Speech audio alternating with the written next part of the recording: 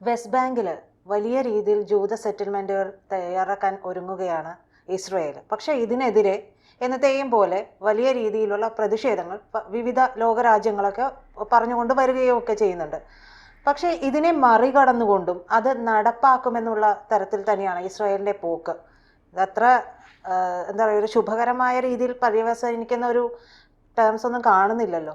അതായത് ഇസ്രയേലിൻ്റെ വാഗ്ദത്ത ഭൂമി, അതായത് ഇസ്രയേലികളുടെ, അതായത് ജൂതന്മാരുടെ വാഗ്ദത്ത ഭൂമിയാണ് ഇസ്രയേൽ എന്ന് പറയുന്നത്. ആ മേഖലയിൽ ജീവിക്കുക എന്നുള്ളതും അവിടെ വെച്ച് മരിക്കുക എന്നുള്ളതുമാണ് ആത്യന്തികമായി ഇസ്രയേലുകാരുടെ സ്വപ്നം എന്ന് പറയുന്നത്. അല്ലാതെ അവർക്ക് മറ്റ് ജീവിതത്തിൽ മറ്റെന്തെങ്കിലും നേടുന്നതിനോ ഇല്ലെങ്കിൽ ഭൗതികമായിട്ടുള്ള എന്തെങ്കിലും സുഖങ്ങൾ നേടുന്നതിനോ ഒന്നും അവർ വലുതായിട്ട് കാണുന്നില്ല. പകരം അവരുടെ ജീവിത അഭിലാഷം എന്ന് പറയുന്നത് സ്വർഗീയമായി അവർ ഭൂമിയിൽ കാണുന്ന അവരുടെ ഈ വാഗ്ദത്ത ഭൂമിയിൽ വെച്ച് മരണമടയുക, ആ മണ്ണിൽ ലയിച്ചു ചേരുക എന്നുള്ളതാണ്. നമുക്കറിയാം, ഗ്രാമഫോൺ എന്ന് പറയുന്ന ദിലീപിൻ്റെ ഒരു സിനിമയ്ക്കകത്ത് ഇസ്രയേലി കുടുംബം, ഈ പറയുന്ന ജൂത കുടുംബം ഇസ്രയേലിലേക്ക് മടങ്ങിപ്പോകുന്നതിനെ പറ്റിയിട്ട് പറയുന്നുണ്ട്. അവർ എത്രത്തോളം വൈകാരികമാണ് അതിനെ പറ്റിയിട്ട് സമീപിക്കുന്നതും പറയുന്നതെന്നുള്ളത് അറിയാം. അപ്പോൾ അങ്ങനെയാണ് ഈ പലസ്തീൻ്റെ മേഖലയിൽ തങ്ങൾക്ക് ജീവിക്കാൻ, അതായത് ഈ പലസ്തീൻ ഇന്ന് ഈ പറയുന്ന ജോർദാൻ നദിയുടെ പടിഞ്ഞാറ് വശം വരുന്ന ഈ പറയുന്ന മേഖലയിൽ തങ്ങൾക്ക് വേണ്ടിയിട്ടാണെന്ന് ധാരണയുണ്ടായത് മുൻകാലത്തിൽ. ഇപ്പോൾ രണ്ടാം ലോകമഹായുദ്ധത്തിന് ശേഷമൊക്കെ ഉണ്ടായ ധാരണയുടെ അടിസ്ഥാനത്തിൽ അങ്ങനെ ജീവിക്കാനായിരുന്നു. അപ്പോൾ അവിടെയാണ് ഈ പ്രശ്നങ്ങൾ ഉണ്ടാകുന്നത്. നമുക്കറിയാം, 2023 ജൂതർക്ക് നേരെ നടന്ന ആക്രമണങ്ങളും അതിൽ ഏതാണ്ട് 1000-ലേറെ ജൂതർ കൊല്ലപ്പെടുകയും തടവിലാക്കപ്പെടുകയൊക്കെ ചെയ്ത കഥയും സംഭവങ്ങളും ഒക്കെ അറിയാം. അപ്പോൾ ഇതുപോലെയുള്ള നിരന്തരമായ ആക്രമണങ്ങൾ ജൂത സമൂഹം നേരിടേണ്ടി വന്നു. ജൂതരുടെ കഥ എന്താണെന്ന് ആലോചിക്കുമ്പോഴാണ് നമുക്ക് കുറച്ചുകൂടി ഇതിൻ്റെ ആഴം മനസ്സിലാവുന്നത്. രണ്ടാം ലോക മഹായുദ്ധം നടക്കുന്നവർ, അതായത് ഹിറ്റ്ലറിൻ്റെ മരണം വരെയും ക്രൂരമായി വേട്ടയാടപ്പെട്ട ഒരു കമ്മ്യൂണിറ്റിയാണ്, ഹോളോകോസ്റ്റിന് വിധേയമായിട്ടുള്ളവരാണ് ജൂതന്മാരെന്നറിയാം. ലോകം മൊത്തം ചിതറി ഓടേണ്ടി വന്ന, ഒരിടത്തും അഭയകേന്ദ്രമില്ലാതിരുന്ന ഈ മനുഷ്യരുടെ വാഗ്ദത്ത ഭൂമി, അവരുടെ അതായത് പൂർവിക കാലത്ത് നിന്നുള്ള അതായത് ഈ പറയുന്ന ഇസ്ലാമും ക്രിസ്ത്യാനിറ്റിയും ഒക്കെ ഉണ്ടാകുന്നതിന് മുമ്പ് തന്നെ ഉള്ള ഒരു ഭൂമികയാണ് ഈ പറയുന്ന ഇസ്രയേൽ എന്ന് പറയുന്നത്, ജൂതരുടെ വാഗ്ദത്ത ഭൂമി എന്ന് പറയുന്നത്. ആ ഭൂമിയിലേക്ക് അവർ മടങ്ങിച്ചെല്ലുകയായിരുന്നു രണ്ടാം ലോകമഹായുദ്ധത്തിന് ശേഷം എന്നുള്ളതാണ് അതിൻ്റെ വസ്തുത. നമുക്കറിയാം, ലോകത്ത് രാജ്യങ്ങളാണ്, രണ്ടായിട്ട് വിഭജിക്കപ്പെട്ട 2 രാജ്യങ്ങളേ ഉള്ളൂ. അതൊന്ന് ഇന്ത്യയും പാകിസ്ഥാനും, ഒന്ന് ഇസ്രയേലും പാലസ്തീനുമാണ്, പ്രത്യേകിച്ചും മതത്തിൻ്റെ അടിസ്ഥാനത്തിൽ. ഈ പറയുന്ന മതപരമായിട്ടുള്ള കാര്യങ്ങൾ പറഞ്ഞുകൊണ്ടാണ് നമ്മൾ ഇന്നിരുന്ന് സംസാരിക്കുന്നത്. ഈ പറയുന്ന സ്വാതന്ത്ര്യദിനത്തിലാണ് എന്നുള്ളത് അതുമായിട്ട് ചേർത്ത് കാണേണ്ട ഒരു കാര്യം കൂടിയാണ്.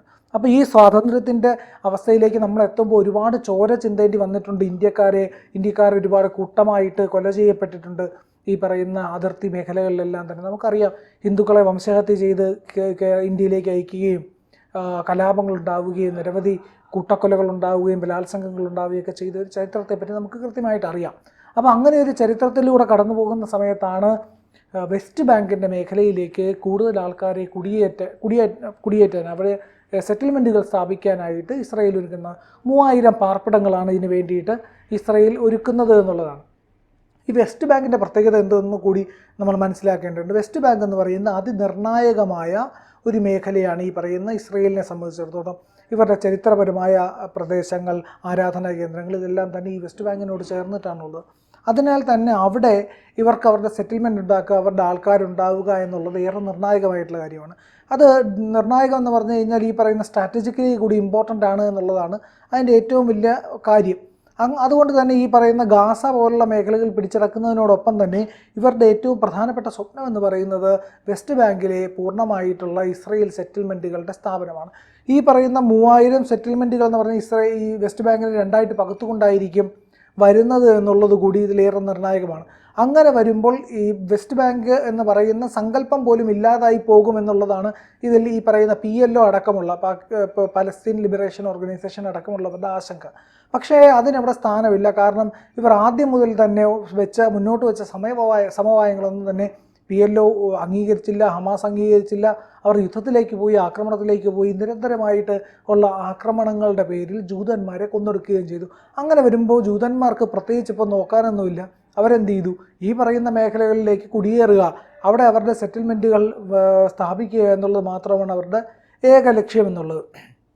നമുക്കറിയാം, നമ്മുടെ നാട്ടിലൊക്കെ സാധാരണ വിവാഹപ്രായം എന്ന് പറയുന്നത് ഇത്തിരി മുതിർന്നതിന് ശേഷം 10-25 വയസ്സൊക്കെ കഴിഞ്ഞിട്ടാണ്. പക്ഷേ ഇസ്രയേലിനെ സംബന്ധിച്ചിടത്തോളം അങ്ങനെയല്ല. വളരെ ചെറുപ്രായത്തിൽ തന്നെ ഏതാണ്ട് 20 വയസ്സാകുമ്പോൾ തന്നെ അവിടെയുള്ള ആൾക്കാർ കല്യാണം കഴിക്കുകയും സന്താനോൽപാദനം നടത്തുകയൊക്കെ ചെയ്യും. കാരണം എന്ന് പറഞ്ഞു കഴിഞ്ഞാൽ അവരുടെ ഡെമോഗ്രാഫിക് ആയിട്ടുള്ള ഇമ്പോർട്ടൻസ്, അതായത് അവർക്ക് സന്താനങ്ങൾ ഉണ്ടായില്ലെങ്കിൽ, ഈ പറയുന്ന വിവാഹം നീണ്ടുപോയാൽ, അല്ലെങ്കിൽ കുട്ടികളുണ്ടാകുന്നത് നീണ്ടുപോയി കഴിഞ്ഞാൽ ഇവരുടെ എണ്ണത്തിനെ അത് ബാധിക്കുമെന്നുള്ളത് കൊണ്ടും ഡെമോഗ്രാഫിക്കായിട്ടുള്ള ജനസംഖ്യാപരമായിട്ടുള്ളവരുടെ താല്പര്യങ്ങൾ അട്ടിമറിക്കപ്പെട്ടേക്കുമെന്നുള്ള ഭയം കൊണ്ടാണ് ഇവർ നേരത്തെ വിവാഹിതരാണ്. നമ്മൾ ഈ ഇസ്രായേലിൻ്റെ സാമൂഹിക അവസ്ഥയൊക്കെ എടുത്ത് പഠിക്കുകയാണെങ്കിൽ വളരെ രസകരമാണ് ഈ കാര്യങ്ങളൊക്കെ എന്ന് പറയുന്നത്. അവരെന്തുകൊണ്ടാണ് ഇങ്ങനെ ഒരു തീരുമാനത്തിലേക്ക് പോകുന്നതെന്നറിയാം. കാരണം നമ്മുടെ ഇവിടെയൊക്കെ ന്യൂനപക്ഷങ്ങൾ ആഹ്വാനം ചെയ്യുന്ന കേൾക്കാം. ചിലപ്പോൾ ഈ ഇടയലേഖനം വായിക്കുന്നതായിട്ടും അല്ലെങ്കിൽ പള്ളിയിലെ അച്ഛന്മാരോ അല്ലെങ്കിൽ ഈ മറ്റേ മസ്ജിദുകളുടെ മൗലവിമാരോ ഒക്കെ പറയും, നിങ്ങൾ എണ്ണം കൂട്ടണം, ഞങ്ങളുടെ കമ്മ്യൂണിറ്റി കുറഞ്ഞുകൊണ്ടിരിക്കുകയാണ്, എണ്ണം കുറഞ്ഞുകൊണ്ടിരിക്കുകയാണെന്ന് പറഞ്ഞിട്ട്. അപ്പോൾ ഈ പറയുന്ന ഇത് ഓരോ മതങ്ങളുടെയും പ്രൊപ്പഗൻഡയാണ്. അപ്പോൾ അതുപോലെയാണ് ഇസ്രായേലിൻ്റെ കാര്യത്തിലും. ഇസ്രായേലിൽ ജൂതന്മാർ അവരുടെ കൃത്യമായിട്ടുള്ള എണ്ണം നിലനിർത്തി പോകുന്നുണ്ട്. കാരണം തങ്ങൾ കുറഞ്ഞു പോയി കഴിഞ്ഞാൽ ഏതെങ്കിലും വിധത്തിലുള്ള ആക്രമണങ്ങൾ നേരിടേണ്ടി വരും. കാരണം ഇവരുടെ നിർബന്ധിത സൈനിക സേവനമുണ്ട്, നിരന്തരമായി യുദ്ധം നടക്കുന്നുണ്ട്, യുദ്ധത്തിൽ ഒരുപാട് ആൾനാശം ഉണ്ടാകാറുണ്ട്. നമുക്കറിയാം ഇപ്പോൾ തന്നെ ഗാസയുമായിട്ടുള്ള ഏറ്റുമുട്ടലിൽ ആയിരക്കണക്കിന് ജൂതരാണ് മരിച്ചിട്ടുള്ളത്. അപ്പോൾ ഈ ജൂതരുടെ എല്ലാം അംഗസംഖ്യ ഇത് ഈ വിടവ് നികത്താനായിട്ടുള്ള ഡെമോഗ്രാഫിക്കായിട്ടുള്ള ഒരു ഉയർച്ച അവർക്ക് ഉണ്ടാക്കിയാൽ മതിയാവുള്ളൂ. അതിന് വേണ്ടിയിട്ടാണ് ഒരു പുതിയ സെറ്റിൽമെൻറ്റുകളുടെ. ഒന്ന് ആലോചിച്ച് നോക്കുക, ഇവർ മൊത്തം ഇവരെ എതിർക്കുന്ന ആൾക്കാരാണ്. ആ എതിർക്കുന്ന ആൾക്കാരുടെ സമൂഹത്തിന് നടുവിലേക്കാണ് സെറ്റിൽമെൻറ്റുകളുമായിട്ട് ഇവർ ചെല്ലുന്നത് എന്നുള്ളത്. സാധാരണ നമ്മളുടെ അടുത്തൊരു സെറ്റിൽമെൻറ്റിൽ ഫ്ലാറ്റ് വെച്ച് താമസിക്കുകയാണെങ്കിൽ ഫ്ലാറ്റ് വാങ്ങുന്നതിൻ്റെ ചിലവേ ഉള്ളൂ. പക്ഷേ ഇസ്രായേലിനെ സംബന്ധിച്ചിടത്തോളം അവിടുത്തെ ജനതയെ അവരവരുടെ അടുത്ത് താമസിപ്പിക്കുകയാണെങ്കിൽ അവിടെ വലിയ ചിലവാണ്.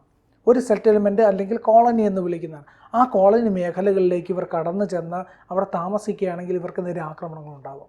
ബോംബാക്രമണം ഉണ്ടാകാം, വെടിവയ്പ് ഉണ്ടാകാം, കത്തിക്കുത്തുണ്ടാകാം, വാഹനങ്ങൾ ഇടിച്ചു കയറ്റാം. അപ്പോൾ ഇത്തരത്തിലുള്ള ഹേറ്റിൻ്റെ, വെറുപ്പിൻ്റെ ഒരു ആക്രമണ സിദ്ധാന്തം നിലനിൽക്കുന്നിടത്തിൻ്റെ നടുക്കാണ് ഇവർ പോയി താമസിക്കുന്നത്. അതുകൊണ്ട് തന്നെ സ്വയം പ്രതിരോധത്തിനായി ഈ ഓരോ ഇസ്രായേൽ പൗരന്മാർക്ക് തോക്കുകൾ കൊടുക്കാറുണ്ട്. അതുപോലെ തന്നെ ഈ മേഖലയിൽ സെറ്റിൽമെൻറ്റുകളിന് ചുറ്റുമായിട്ട് സൈനിക കേന്ദ്രങ്ങൾ, അതുപോലെ തന്നെ സുരക്ഷാ സംവിധാനങ്ങൾ, പോലീസിൻ്റെ പെട്രോളിങ്, അതുപോലുള്ള കാര്യങ്ങൾ ഇതെല്ലാം തന്നെ നിരന്തരമായി നടക്കും. ഇല്ലാതെ അവർക്ക് അവിടെ താമസിക്കാൻ കഴിയില്ല. അങ്ങനെ ഓരോ ഘട്ടത്തിലും ഇത്തരത്തിലുള്ള സുരക്ഷാ ക്രമീകരണങ്ങൾ മാറ്റിയും തിരിച്ചും അതിനെ പുനഃസംഘടിപ്പിച്ചുമൊക്കെയാണ് ഈ ജൂത സെറ്റിൽമെൻറ്റുകൾ ഓരോ മേഖലയിലും സ്ഥാപിക്കുന്നത്. അതിപ്പോൾ ഗാസയുടെ കാര്യത്തിലായാലും ശരി, ഗാസ പൂർണ്ണമായിട്ട് ഏതാണ്ട് 80% പിടിച്ചെടുത്ത് കഴിഞ്ഞിരിക്കുന്നു ഗാസ എന്നുള്ളതാണ് ബെഞ്ചമിൻ നെതന്യാഹു പറയുന്നത്. അത് പൂർണ്ണമായി പിടിച്ചെടുക്കാനുള്ള അംഗീകാരം മന്ത്രിസഭ ഈ പറയുന്ന ഇസ്രായേൽ സൈന്യത്തിന് നൽകുകയും ചെയ്തിട്ടുണ്ട്. അധികം വൈകാതെ തന്നെ ഈ പറയുന്ന മേഖലകൾ, ഗാസയുടെ മേഖലകളെല്ലാം തന്നെ ഇസ്രായേലിൻ്റെ ഭാഗമായി ചേരുകയും ചെയ്യും. എന്നിരുന്നാലും ശരി തന്നെ ആ മേഖലകൾ പൂർണ്ണമായി ഇസ്രായേലിൻ്റെ നിയന്ത്രണത്തിൽ കൊണ്ടുവരാനായിട്ട് അപ്പോഴും കഴിയില്ല. കാരണം എന്ന് പറഞ്ഞു കഴിഞ്ഞാൽ അവിടെയൊക്കെ ജൂത സെറ്റിൽമെൻറ്റുകൾ വന്നാൽ മാത്രമേ ഈ മേഖലകളുടെ സ്വാധീനം പൂർണ്ണമായിട്ടും സൈന്യത്തിനോ ഇല്ലെങ്കിൽ ഈ ഇസ്രായേലിൻ്റെ കയ്യിലേക്കോ ഒക്കെ കൊണ്ടുവരാൻ കഴിയുള്ളൂ. അവിടെ അതിനുള്ള സാധ്യതകൾ വളരെ കുറവാണെന്നാണ് പറയുന്നത്. അതുകൊണ്ട് തന്നെ ഒരു പരിധിയോളം ഈ പറയുന്ന ഫലസ്തീൻകാരെ അവിടെ പുനരധിവസിപ്പിക്കേണ്ടി വരും. അവർക്കവിടെ ജീവിത സാഹചര്യം ഒരുക്കേണ്ടി വരും. അവരെല്ലാവരെയും ഒന്നും അങ്ങനെ മാറ്റാൻ കഴിയില്ല. ഇപ്പോൾ സുഡാനിലേക്കൊക്കെ കുറേ ആൾക്കാരെ ഈ പലസ്തീൻ അഭയാർത്ഥികളൊക്കെ കൊണ്ടുപോകുന്നതായിട്ടുള്ള വാർത്തകൾ വരുന്നുണ്ട്. എന്തായാലും ഇസ്രായേൽ എടുത്തിരിക്കുന്ന നിർണായക തീരുമാനമാണ്. ഇതിനകത്ത് ഏറെ പ്രാധാന്യമുള്ള സ്ട്രാറ്റജിക് കാര്യം എന്താണെന്ന് പറഞ്ഞാൽ, കഴിഞ്ഞ 2 സർക്കാരുകൾ, അമേരിക്കൻ സർക്കാരുകൾ ഇതിനെ എതിർത്തിരുന്നു. ജോ ബൈഡൻ്റെ സർക്കാരും അതിന് മുമ്പുള്ള സർക്കാരും. അത് രണ്ടും കൃത്യമായി എതിർത്തതിന് ശേഷം ആ എതിർപ്പിനെയെല്ലാം അവഗണിച്ചുകൊണ്ടാണ് ഇപ്പോൾ ഈ പറയുന്ന ബെഞ്ചമിൻ നെതന്യാഹുവിൻ്റെ മന്ത്രിസഭ വെസ്റ്റ് ബാങ്കിൽ പുതിയ സെറ്റിൽമെൻറ്റിന് രൂപം നൽകിയിരിക്കുന്നത്. നിർണായക നീക്കമാണ്. ഇതിനെ പിന്നാലെ എങ്ങനെയാണ് ഈ പറയുന്ന ഗാസ പിടിച്ചടക്കാനുള്ള നീക്കത്തിന് അമേരിക്കൻ ട്രംപ് എതിർത്തിരുന്നു. ഇപ്പോൾ വെസ്റ്റ് ബാങ്കിലേക്ക് പുതിയ സെറ്റിൽമെൻറ്റ് വരുന്നു. അപ്പോൾ അമേരിക്കയും ഇസ്രായേലും തമ്മിലുള്ള ബന്ധം അധികം സ്മൂത്തായിട്ട് മുന്നോട്ട് പോകാനുള്ള സാധ്യത ഇല്ല എന്നുള്ളതിൽ നിന്ന് വ്യക്തമാകുന്നു. എന്തായാലും ജൂത സെറ്റിൽമെൻറ്റുകൾ വരുന്നത് ആ മേഖലയിൽ വലിയ പ്രത്യാഘാതങ്ങൾ ഉണ്ടാക്കും. അതിൻ്റെ പ്രതിഫലനം എന്തായിരിക്കും എന്നുള്ളത്, ഇപ്പോൾ ഗോലൻ ഹൈറ്റ്സ് ഒക്കെ പിടിച്ചടക്കിയതാണ് ഈ പറയുന്ന സിറിയയുടെ മേഖലയിലുള്ള. അപ്പോൾ അതൊക്കെ ഇനി എന്താവും ഭാവിയിൽ എന്നുള്ളത് അതിൻ്റെ ഒരു പരീക്ഷണം കൂടിയാണ് വെസ്റ്റ് ബാങ്ക് എന്ന് വിലയിരുത്താം. കൂടുതൽ വാർത്തകളും വിശേഷങ്ങളും നിങ്ങളിലേക്ക് എത്താൻ ABC മലയാളം സബ്സ്ക്രൈബ് ചെയ്യുക, ബെൽ ബട്ടണും അമർത്തുക.